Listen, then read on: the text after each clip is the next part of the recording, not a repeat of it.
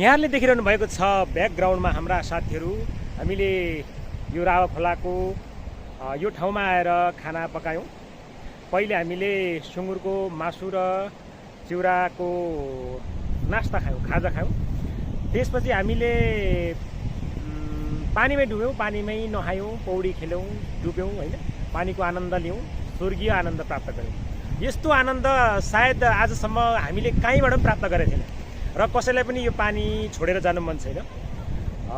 तथापि पनि हामी अरू गइसक्यौँ, सबै यहाँ आउने पौडी खेल्नेहरू फर्किसके, तर हामी भने अझै पनि अहिलेसम्म बसिरहेको छौँ, फर्किन मन छैन भनेर साथीहरू भनिरहेका छन्। दुरेन्द्र पनि फर्किनु मनै छैन। एकदम मलाई चाहिँ फर्किनै मन छैन होइन।